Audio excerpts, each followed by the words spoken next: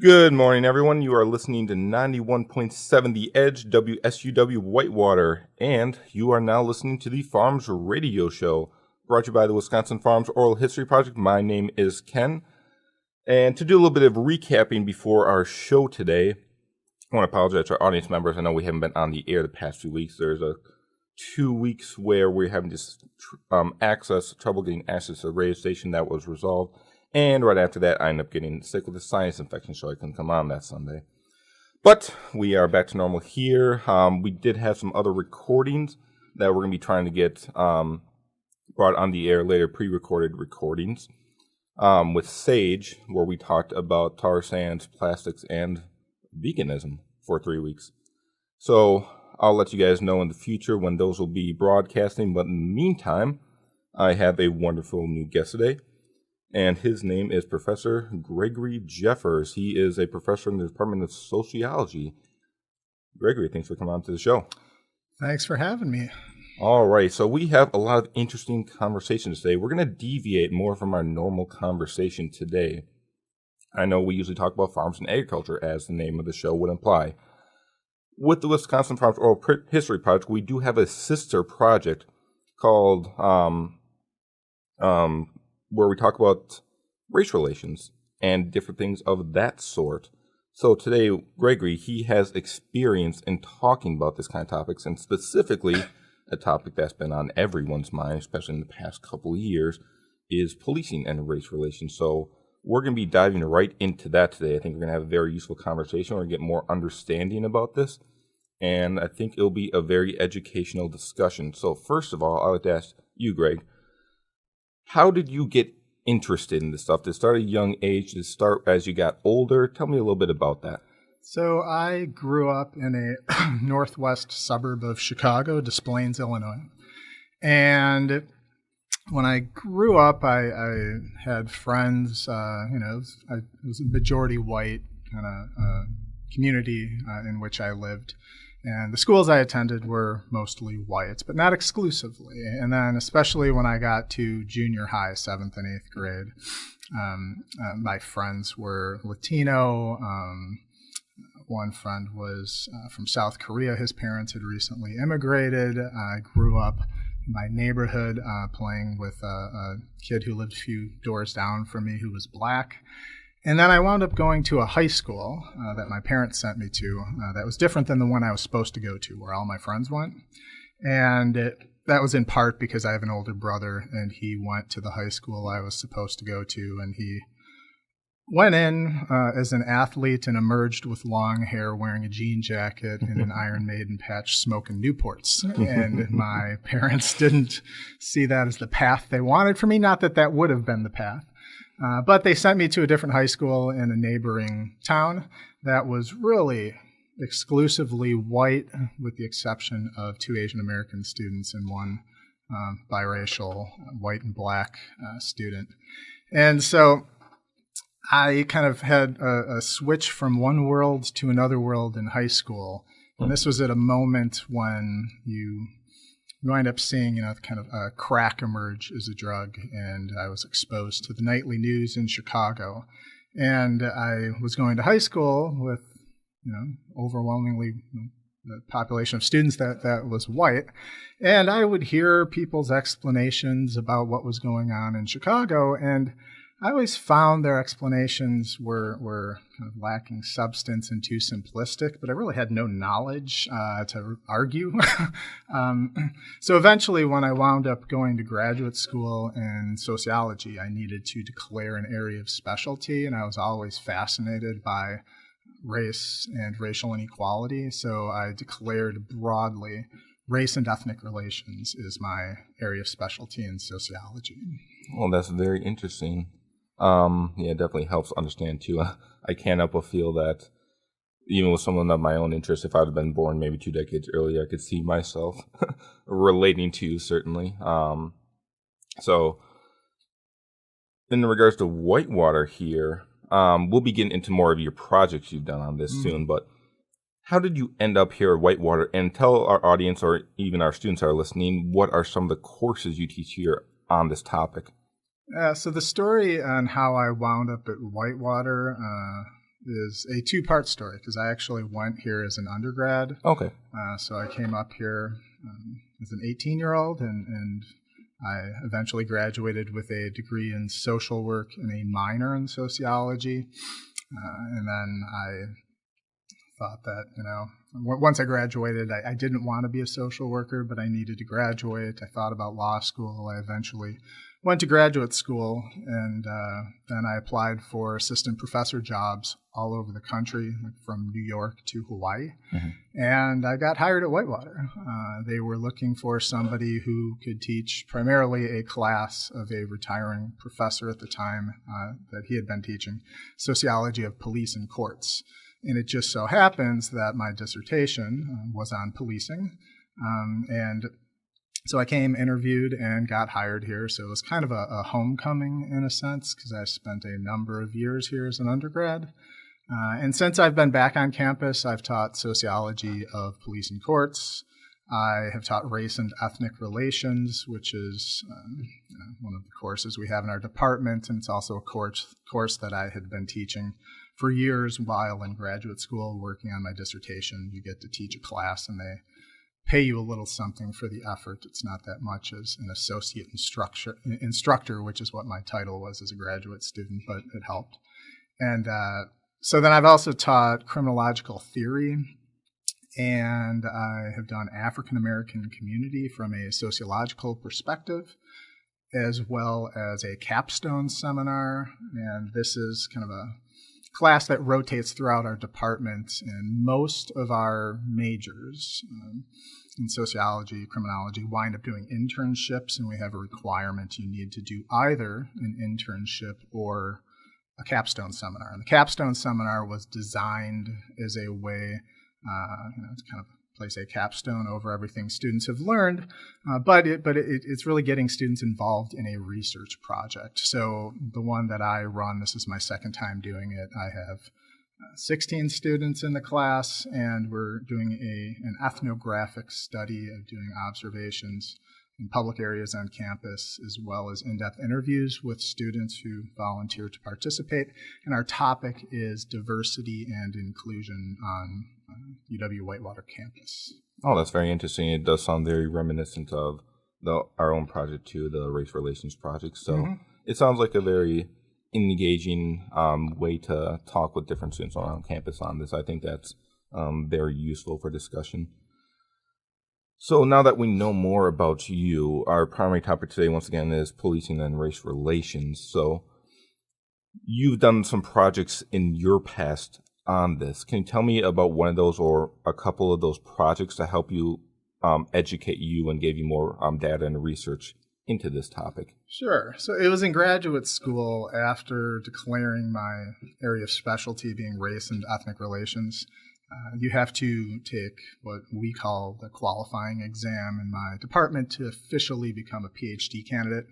And other places call it a comprehensive exam. But essentially, you create your own reading list of what you find to be important within that area. You assemble a committee of professors who are experts in that area who then approve your reading list. And then you read everything on that list. And I had 50 books and 100 journal articles covering race as a concept, as well as the history and race and ethnic relations broadly within sociology. And it was from that I got the idea for my dissertation.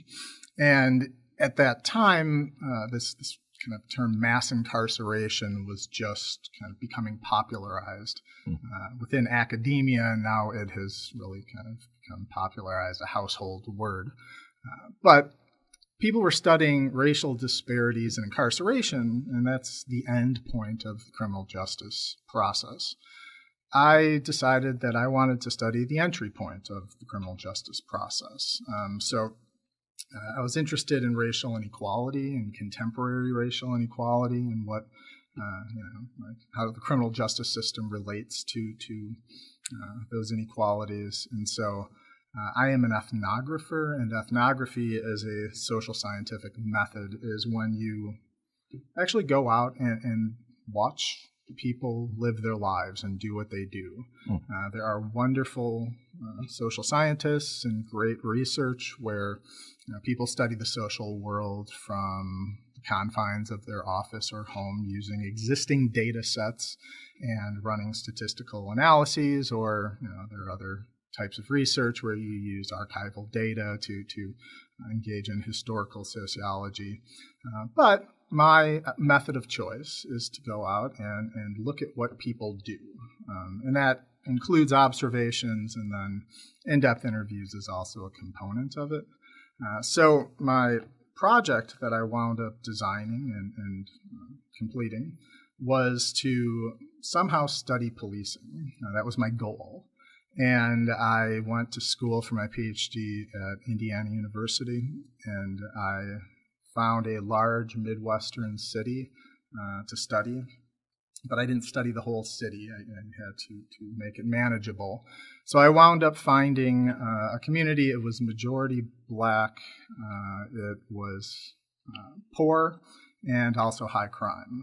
The demographics were 70% Black, 30% white, but there was segregation by both race and class within the community, and it was comprised of 3 different neighborhoods. And the main neighborhood that took up most of this community was over 90% Black.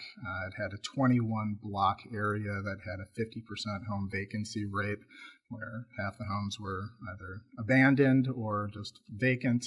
And when I was looking around for a community to study, I was paying attention to the news in this city, and there were 3 homicides that happened in about a 3-week period in a 3-block radius right around this area where there are all these abandoned homes. So I wound up showing up to community meetings and introducing myself and asking if I could observe what was going on. So that was kind of my entry into the community. And ultimately, I wound up getting got to know people in the community, studied the community. Police personnel would show up to these meetings. I got to know them. Eventually, I got to know the district commander. There were 6 police districts in this large Midwestern city. And ultimately, I got access to ride with officers while they patrolled the community. So I was able to kind of realize my goal of studying policing. Yeah, I think that's very interesting, because when I listen to a lot of discourse on this topic in the recent news or whatnot, you always seem to see a one-side perspective on this. So I think that's wonderful that you have stayed with the community and the police in this community and just got a chance to really get to know both sides. And I think that gives a much better understanding of what's really going on in these areas. And especially many people even around here can relate. We got Chicago, Milwaukee in the area, and you can back me up on this, Milwaukee itself is one of the most, if not the most, segregated city by race in the entire country, and Chicago's probably not far behind either with all the issues that are going on down there right now. So going into some topic questions on this, I want to get your thoughts. One of my first questions that I had is, so you got an understanding from talks on these communities. So as of right now, a general idea, and you can give some examples if you want to, what has been some of the trends, maybe it can be in the past couple decades or even just the past couple of years in some of these Midwestern cities, changes between police and African American or just generally minority relations? Yeah, and it's interesting because, and we could go back several decades. Mm-hmm. We could even go back to the kind of beginning of policing in the United States, like official municipal police departments. The first full-time paid police force was 1845. Oh, wow, I didn't know it went that far back. And police researchers have a tendency to chunk the history of policing up into 3 different eras. The first era is referred to as the political era. There's a lot of corruption between politicians and police departments, and uneven law enforcement, especially against politicians. But interestingly, there was officers were out walking around communities, and police departments engaged in a lot of things that today we would refer to as kind of social service activities. They ran soup kitchens. They had beds in police departments where homeless people could sleep. They dealt with a whole host of different kind of social issues that weren't just related to crime. But then a reform effort around 1920 spawned this era that some call the reform era or the professional era of policing. And the goal was to get rid of corruption, sever the ties between police departments and politicians. But part of that, interestingly, wound up being some of these early reformers would want to make sure that an officer was never assigned to a particular community for too long, because the fear is that you get to know people, you might not evenly enforce the law against those that you come to know. And there could be kind of corruption as a function of getting to know communities too well. So this ultimately resulted in what gets described as this detached kind of model of policing, where in that beginning era, officers were closely connected to communities and doing a lot of social service stuff. The professional era is in part called the professional era because police redefined their role very narrowly to be professional crime fighters. I think of old TV shows that you or students I teach have never heard of, like Dragnet or something, where someone shows up, just the facts, ma'am. I don't need to know anything about you or who you are. I'm a professional crime fighter, essentially. Just give me the facts. And once you start using cars and you implement a 911 system, it really resulted in a call and response model of policing, where officers weren't in communities engaged getting to know people, they were detached. And so the history of policing is that once you get to the late 1960s and you've got a civil rights movement, that's still ongoing and it's shifting more towards economic inequality. You've got anti-war protests. And then you have in 1967, 68, a number of what were described as urban riots that resulted in the Federal Kerner Commission to do a report on the state of what's going on with this urban unrest. And famously, the report said that we are moving towards a country that is two countries, one black, one white, that are separate and unequal. And a lot of that was policing. And so having police officers go in to try to kind of quell an urban disturbance when they don't know anybody. The reports where they were really seen as occupying armies. So that kind of pushed policing towards, hey, maybe it would be better to get to know people in communities, because this is becoming more of a liability as opposed to an asset, not knowing people. And then we get this era of community policing. So the era of community policing, community policing can mean a lot of things in a lot of different places. And it has meant different things in different places. So part of what I wound up studying is a brand of community policing that originated in New York. And William Bratton was the police commissioner, and in 1994 he developed a new system of police management in consultation with private management consultants, and the goal was to run the NYPD as a for-profit business. And it was built upon a broken windows theory of crime and a management logic of accountability. So Bratton said, hold us accountable for crime reduction. He thought that the NYPD was an inefficient government bureaucracy. There was a belief at the time that the police couldn't really do much about crime, and as Bratton has noted, they really weren't trying to do anything about crime. So his goal was to make officers and the department and everyone within it accountable for crime reduction and become more proactive. So I wound up eventually studying that type of policing. So I can continue to lecture on this if you have any.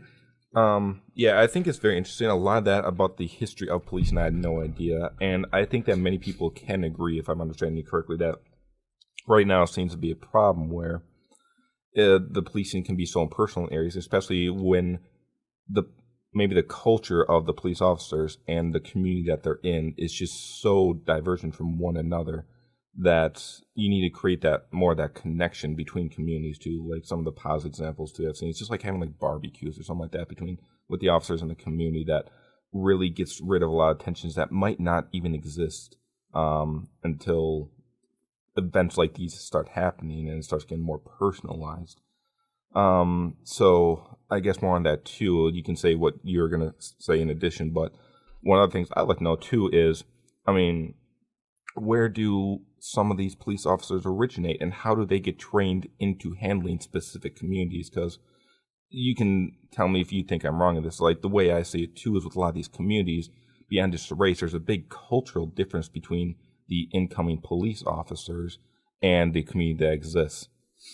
Yeah, and so this really gets at the heart of some of the things I'm working on now. I spent 23 months, actually 21 months, in this community, studying the community, but then also 13 of those months of the 21, I was riding with 16 different police officers. So I kind of studied the community first.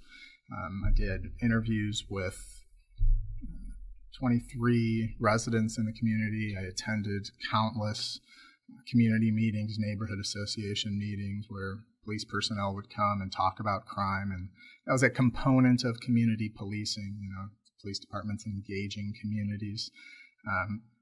But I don't want to get too deep into various sociological theories, but some of it is somewhat important. There's a way of understanding organizations called new institutionalism. And so if we think about community policing, if we think about the start of the community policing era, some departments start doing things differently.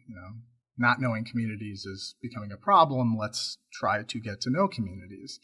And eventually community policing became kind of this set of beliefs that this is what police departments should be doing. And so new institutionalism kind of looks at organizations to understand why they are the way they are, not just in relation to their immediate local environment, like the city, the communities and things, also in relation to trends within the field of policing, let's say. What pressures are being placed on all police departments. And it was in the 1990s that community policing eventually really became the dominant model of what police departments should be doing. So in the department that I studied, they professed to be engaged in community policing. Now, what this theory of new institutionalism will argue is that since there are these pressures on organizations to conform to, and we can just call them like best practices within the field, a lot of departments will build kind of elements of community policing, let's say, into their department. But they do it to appear legitimate, not because they really think it's going to be a better way to do things. So what new institutionalism would argue is that, like the department I studied, they had a community resource officer go out to neighborhood association meetings. He was a real police officer, but he took on this job. And I studied a police district that was 89 square miles, populated by 210,000 residents. And for most of the time I was in the field, they had that one community resource officer who was the face of the department for all communities. So he was busy. He was flying around. He'd come into a neighborhood association meeting, wait for his turn to talk, usually at the beginning because they respected his time, knowing he had to be elsewhere. He would talk a little bit about crime trends within the district, but he didn't really know much about that particular community because he doesn't police there. And he would ask if anyone had any concerns to express. And he told me one day they don't take complaints, they listen to concerns. And early on, once he started this, some people would express concern, but I noticed he wasn't writing anything down. And so eventually people kind of stopped expressing concerns during these meetings. He would give his report and he would take off because he had to be at the next meeting.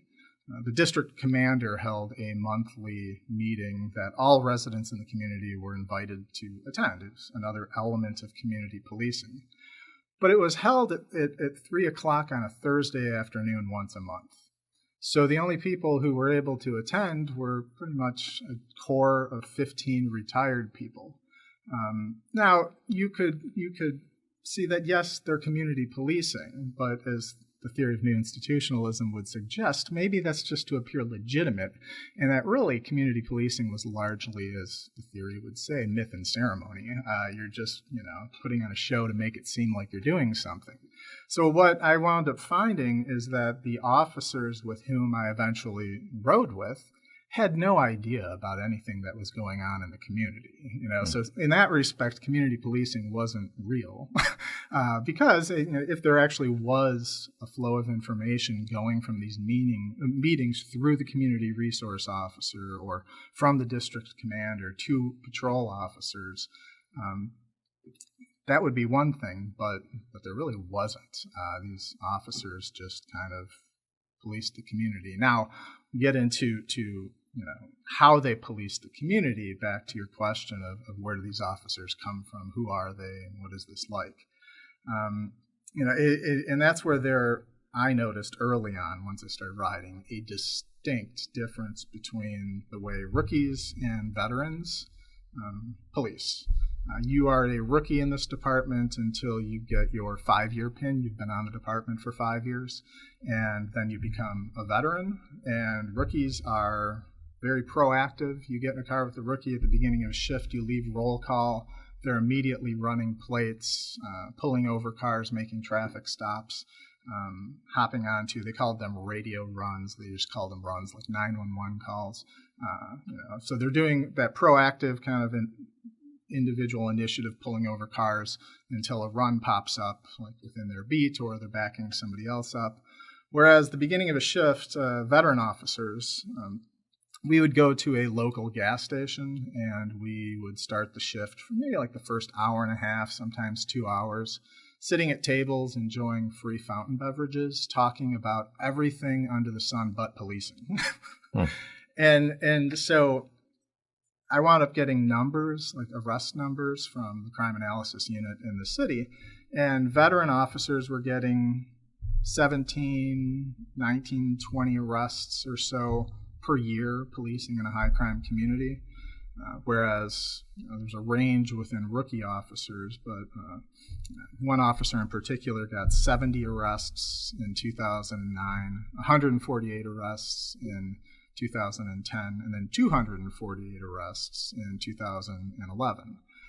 So there was a difference in the approach to policing, and we can talk more about events that transpired and reasons for that difference that I wound up finding, or at least I'm arguing in some papers I'm working on. Yeah, I can definitely sense that the concern you're saying is definitely echoing the public on how they feel about some of the areas of policing right now, where even some of the people that want to make a genuine difference in, say, police officering, will go into these communities, then maybe the one or two resources that they have, as you mentioned earlier, doesn't really get to know their communities, and if they're not taking any legitimate complaints or concerns seriously, the community might start off trying to express those feelings, but then eventually just not care, not trust, and avoid all conversations. Like I think of the business father that's always on work and always wants to make time for their kid, and then the kid tries to make an effort, but then the student's not cares and becomes like the rebellious kid. So, and then with the police, the policemen, as you're saying too, it's definitely more of a difficulty trying to get involved with that too. But yeah, you can give me more of your thoughts on that too, or how that's related to modern events too, and then we can more get into like the race parts of that as well. Mm-hmm. And I would say that that distinction in terms of how rookies versus veterans police. It's important to point. This isn't like a novel finding by any stretch of the imagination that I have come up with. That's earth-shattering, because this exists really within the policing research, in police departments all over.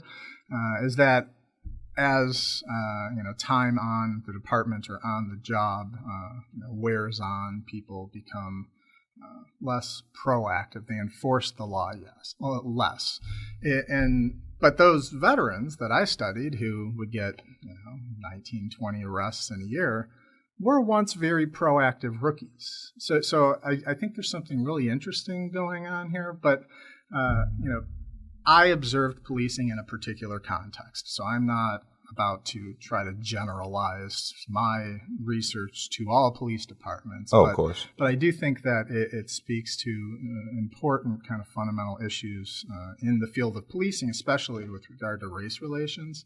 And that is that I studied a majority black high crime community. And so when I first started riding with officers, the expectations, so they can't have quotas. That's illegal in this state, as most states. But you can have performance expectations of officers. You just can't have any negative consequences for those officers if they don't meet them. So people talk about quotas in policing and what time of the month it is. There are expectations. There just aren't supposed to be negative consequences. And when I first started riding, the expectations were pretty low. Make one arrest a month, write one ticket a month, and your supervisors, will leave you alone. And that really fits with a notion of community policing, where you decentralize decision making. You allow those police personnel who are closest to and most knowledgeable about communities to make decisions about how they get policed. If there's a community and the officer decides that, I need to start enforcing the law more, that officer's welcome to do it. But we're not going to hold all officers to some high expectations under that model of policing. What wound up happening in the department I studied is that at the beginning of 2010, homicides spiked, particularly within the area that I was studying. And by April of that year, they were up 67% compared to where they were in April of 2009. And the department was getting a lot of bad press. People were referring to the city as returning into Murder City. And so there was a lot of pressure placed on the department to do something about homicides. So what they wound up doing, and this is what I mentioned before, the kind of policing that was developed in New York. So CompStat, the system of police management, really became one of those best practices that departments should be using. When it was developed, crime in New York went down, violent crime went down by 70%. Now, there's a problem because it was developed in 1994. And if you look at violent and property crime trends across the country, they increase after 1960. They reached their high water mark in the 1980s, but then especially around 1991. And since 1991, crime nationally started to plummet. So if you develop CompStat in 1994 and suddenly crime goes way down, well, you could claim victory, which they did. And the problem is that there were cities that didn't change a single thing in how they policed, and crime went down as well. But this way of managing this police department became one of those best practices. So when homicides spiked in the city I studied, they needed to do something, so they started using CompStat. Now, the broken windows theory of crime, I don't know if you're familiar, but it stems from an article written by two criminologists. It was published in Atlantic Monthly magazine, not a peer-reviewed journal, popular press. And so they really propose, and the way it's been used by police departments, is that crime is a function of this developmental sequence, where if you have disorder, both physical and social, in a particular environment, and if you don't fix it immediately, it sends a message that, that's tolerated here. Nobody cares. And the assumption, there are different assumptions about human nature built into this, but that why should I walk over to the garbage can if nobody cares? I'll just throw it here. It's a hassle. So you'll get more and more disorder. And once that happens, people become fearful in that environment, and they start kind of retreating from public space, and you lose that informal layer of social control that could be provided by a watchful community, and that's when eventually you get serious crime and homicides and robberies. And that theory, which has really been debunked by good sociological research, to argue that it's really more of a spurious correlation. So, is it that disorder eventually causes crime?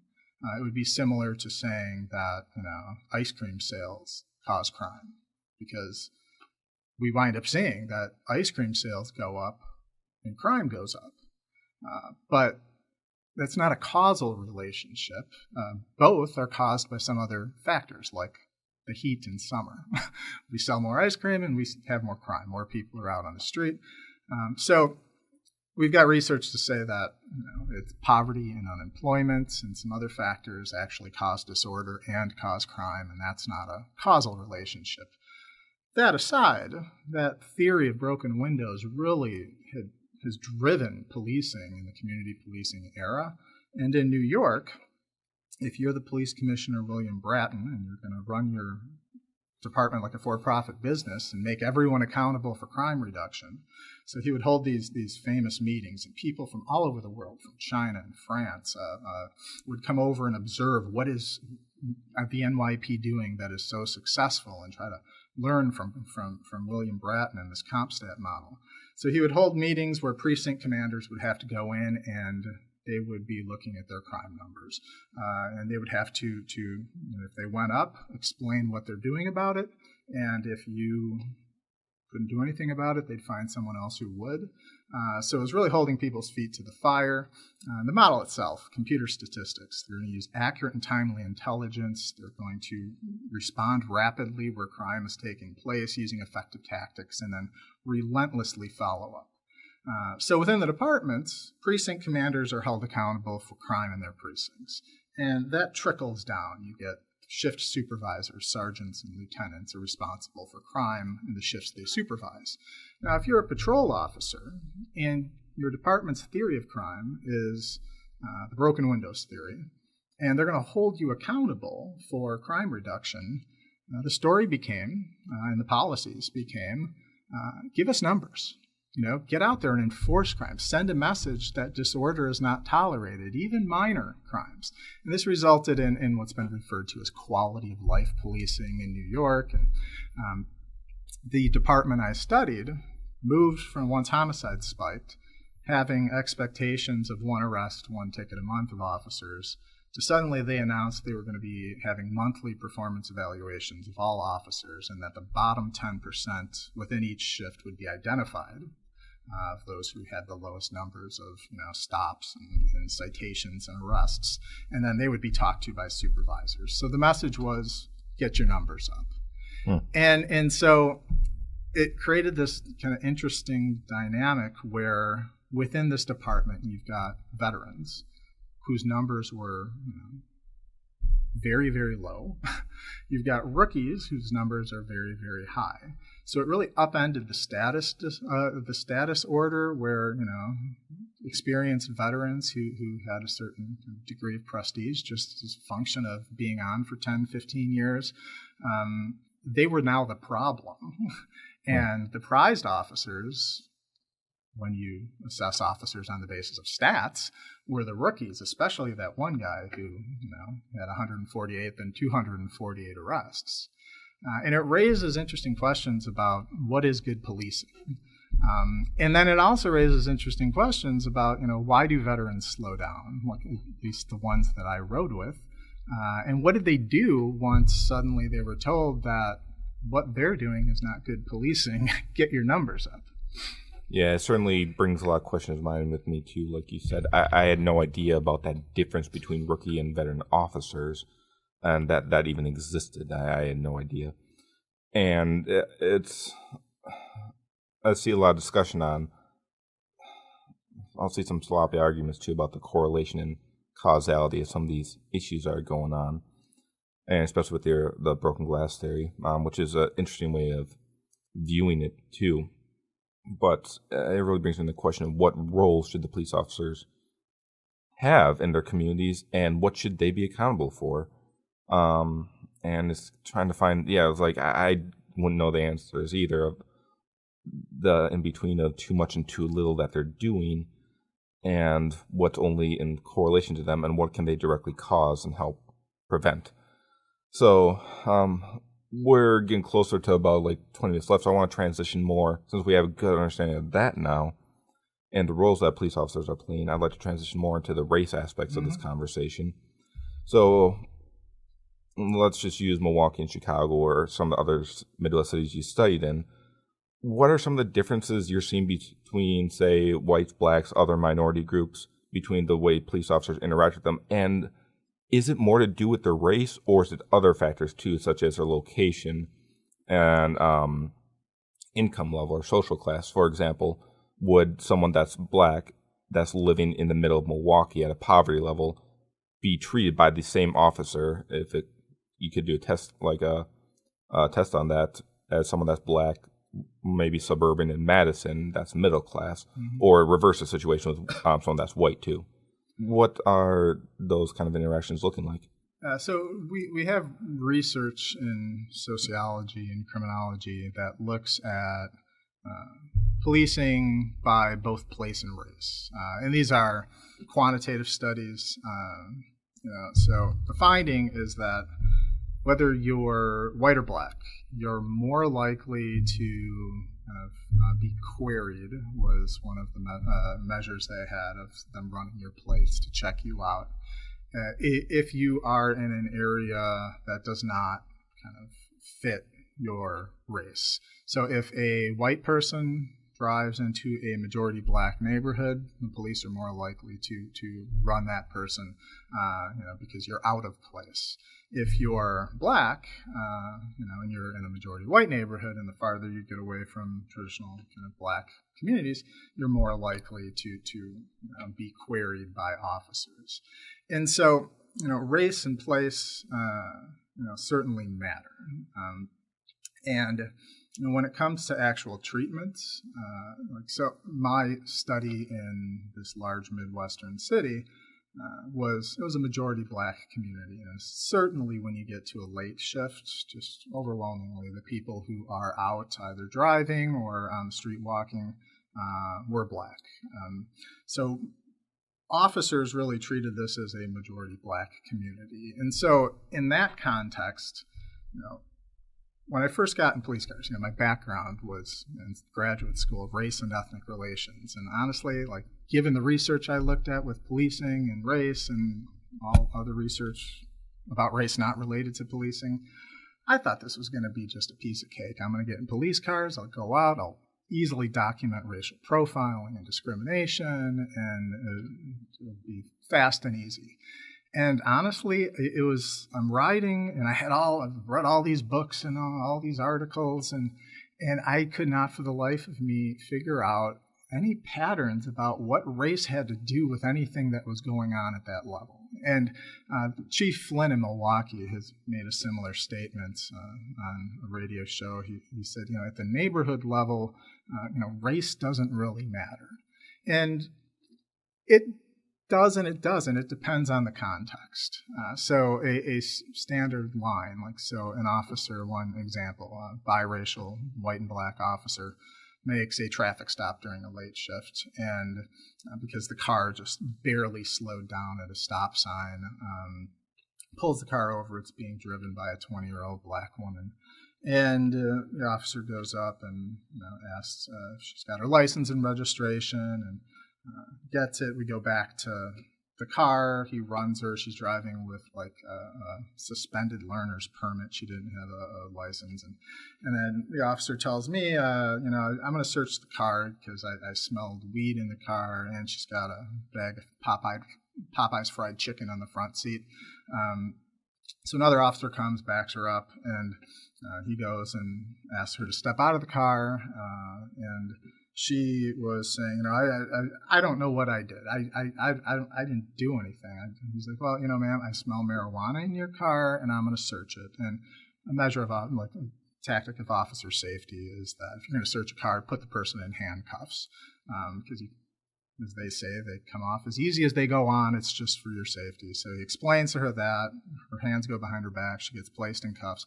I'm standing at the back of the car with the officer who backed this officer up, who's a white male rookie on for 3 years. And she starts saying, this is ridiculous because, the problem is in this community, and she starts to kind of get more steam and get a little angrier.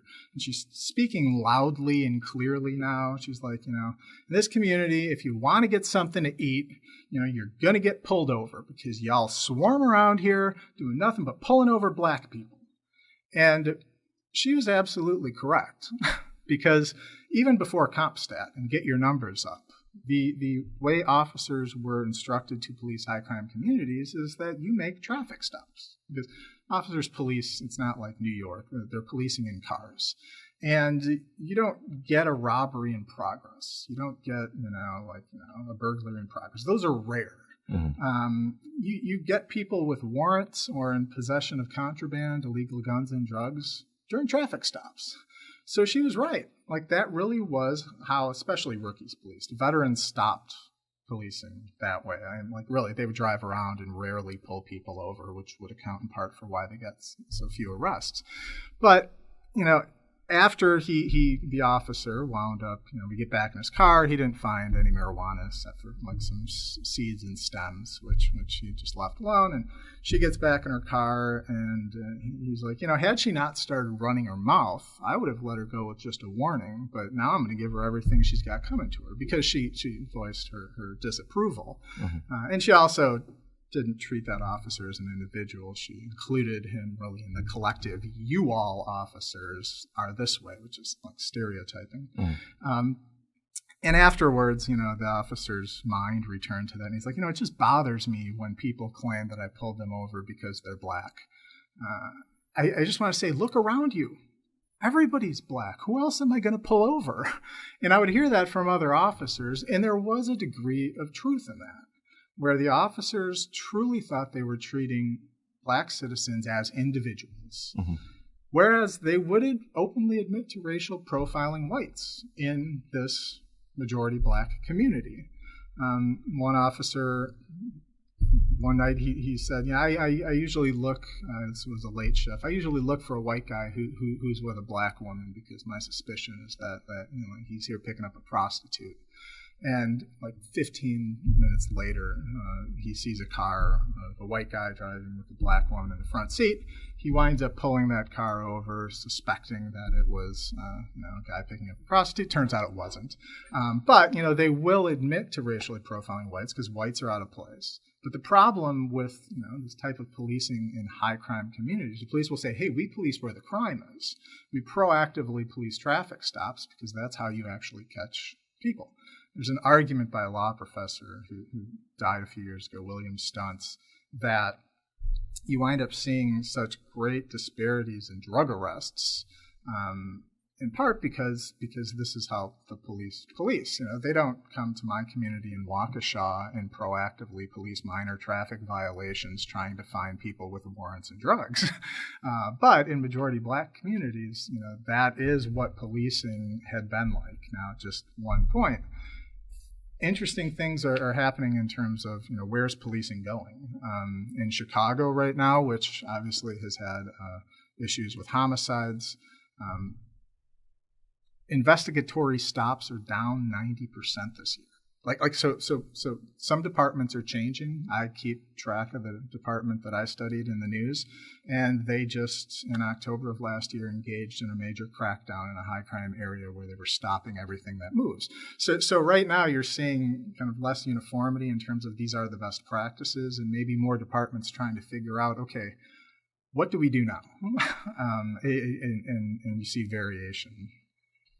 Yeah, I think that's an interesting question that a lot of people just don't know how to respond with is how do you get rid of this? Because one of the big conversations too is how to identify racial profiling versus just crime profiling areas. And there's some too where some people say, you're purposely going for these blacks or these minority groups or these specific groups of people. And some people say, this is just where the crime is too. So I think that's an interesting discussion that's really dividing on just how to solve this, and I really don't hear a lot of how to actually solve this too, and I think it's definitely something to do with the policies of those police officers and how they can go about these areas with trying to, I just don't know. I'll say one thing about police reform, let's say, and I would argue that if we want to think about what are good police practices and where should those come from, we might want to look to police officers, specifically veteran officers, maybe the ones that were identified as the problem in the community and department that I studied. Just one quick example: 22-year veteran pulls over a car, a white Chevy Lumina minivan, because he tried running the plate and nothing came back. Stops as being driven by a woman who's actually a Latina, and there were a few Latinos around this area. It was mostly white and black. And there was a black male in the front passenger seat, and the car was in various states of disrepair. And he walks up, and he just kind of bellows like, "Hello!" Most officers, honestly, like when they interact, which we didn't really touch on, kind of who officers are, can they interact culturally? I find that they can, and I won't get deep into the theories about why that is. But he goes up and he just explains. He's like, I tried running your plate and nothing came back. I just want to check out your VIN number. It's like, do you have any weapons, anything in the car? Oh, no, officer. He's like, okay, I'm just going to get the VIN number. Oh, yes, officer. She's tagging everything with to show deference by calling him officer. We get back in the car. He runs her ID, and she's driving with a suspended license prior, which means that she's been caught doing the same thing within the past 10 years. He can make an arrest. Performance evaluations are ongoing, and his numbers are atrocious. He needs an arrest. He looks at me. He's like, you can hang here in the car. I'm just going to go give her a warning. And he comes back, and now a rookie would have made that arrest. But he comes back, and I'm like, so why do you get a suspended prior? He's like, any number of reasons, but honestly, mostly around here, it's for not paying traffic tickets. He's like, I guarantee we could go sit over at this one intersection, pull over every car we can. At least 60% are going to have a suspended license. And he says, we create the problem. So this veteran of 22 years had a recognition of how police officers police in that community and how people get tickets because of it that they can't pay. And he started to define that over years of his experience as not good policing. And he wasn't willing to do it even when he was told to do it. So what is good policing? What's the job of the police? There's a guy, Egan Bittner, who's a police researcher, wrote a book in 1970. And, he said that just a problem in policing is that popular imagination, as well as that in police departments, is that the police are there for purposes of crime control. And he said, no, that's not the function of the police in modern society. The function of the police are that they're the only people that we grant the ability to use coercive force. And they arrest people because they have that ability. And so, who are the police? They're the people you call when something's happening that ought not to be and about which somebody had better do something now. Police would be, we'd be better off sending psychiatrists, psychologists, social workers, medical doctors to deal with a lot of the problems that the police handle. But as Bittner argued, they too often have to call the police for situations because they don't have the ability to use coercive force, So I found that over time, veteran officers stopped enforcing the law as much. I mean, they still would when they believed it was necessary, but they found other ways to solve problems. And, they really kind of started policing over time more in line with Bittner's conception of the role of police in modern society as not out there to do something about crime, but it is to be there to help people. Yeah, I can only imagine how much confusion that would have, or say if someone in the community did a violation and then they encountered a rookie officer versus a veteran officer, and that would cause a lot of confusion, a lot of distrust of how do I react or what do I do now, and even a self-question of a bias, like is there a bias, am I actually doing something wrong, or just a lot of people that might get so biased, like on the community side, that they'll just shut down whenever they encounter a police officer in some way or another. That could be just with back-talking, or that could just be with just not even questioning if the police officer was doing something wrong on their part, because I think that in a community where most of us would want to feel that the police officers are just people we can respect and trust enough to follow the correct policies, where we don't even have to question them or question ourselves if we did something wrong. And of course, it's not going to be right all the time, but I think that the biggest complaint most people have is the level of how much that's going on. And I think that's a lot to do with the policies, maybe not even on an individual level. Some officers can be perfectly decent people, but especially if they're rookies, like you're saying, that they might make mistakes or do things because they're so nervous to keep out in line with their policies, or with veteran officers might be so lax. And I think that caused a lot of differences and a lot of confusion, and even some of that well, it's just the role of race. I neglected to mention, we are on the radio. I'm a white guy. Yeah. And if I get pulled over by the police, I don't think about my race. That's not like, I run in circles on this campus that's majority white, and I oftentimes don't have to think about my race. And white people in general within the United States, if they are interacting primarily with whites, race is oblivious to them. It's like the fish in water. It's like notices other things, but is unaware of the water that it's immersed in. Whereas, like, and what's interesting is you see like the Black Lives Matter movement, and I mean, a lot of like these stem from specific incidents, like Trayvon Martin and George Zimmerman, who was not a police officer, it's kind of a self-appointed community watch captain. But then other incidents, certainly with unarmed black males in particular being shot and killed by the police. And the social movement that has started, which you could argue is a good thing, because I think that it's really resulted in things changing, whereas before it was so rare for a police officer to be indicted for shooting someone who was unarmed. But that's becoming more and more difficult to try to get away with not filing charges. But it's also kind of brought race to the forefront. Like I teach classes like police and courts and criminological theory, and I have former students who are police officers in this area. And they note just kind of like, the problems that they're experiencing, just in how like members of different minority communities view them and look at them as a function of just kind of the salience of race in policing right now. And it's in large part warranted. I think a lot of the problems stem from this idea that we're going to somehow use the broken windows theory, crack down. If we enforce every law, it sends a message, we can correct behavior. And doing something about concentrated disadvantage, particularly in poor black communities and urban areas, may not require a law enforcement solution, but we've lacked political will to address the underlying causes that breed crime. And then we've sent the police in there, and for a good stretch of several decades, they've been proactively attempting to enforce the law. And even as you see veterans stop doing that, you've got a new fresh round of rookies coming out who will engage in those practices.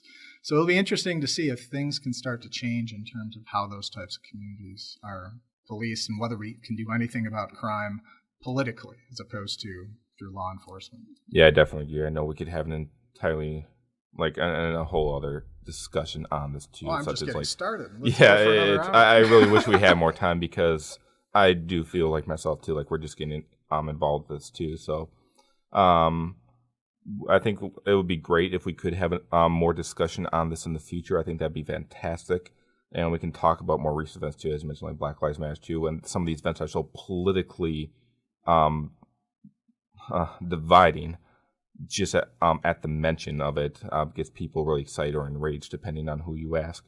And I think it's more about finding like the positives and negatives of some of these things, and how some of these events could change and just reflect upon reality of what's really going on. And I think that your discussion on policing policies is something I just myself haven't heard that much. And I think that's just a wonderful beginning to this discussion. So thank you very much, Greg, for coming down to the show today. Thanks for having me, Ken. I really enjoyed it. Alrighty, well, everyone, we're going to have to get going here, but thank you so much for listening. I hope you enjoyed this conversation. Maybe you learned just as much as I have. So you've been listening to 91.7 The Edge, WSUW Whitewater. This has been the Farms Radio Show, brought to you by the Wisconsin Farms Oral History Project. If you want to learn more information, you can find us on our Facebook page, where we post different interesting articles every other day. And that is just Wisconsin Farms Oral History Project on Facebook. Or you can find us at our website at wisconsinfarms.org. Once again, that's wisconsinfarms.org. Learn all about we interview different farmers all around the state of Wisconsin and hear their stories. If you have a story to tell us, visit our website, contact us, let us know. Anyway,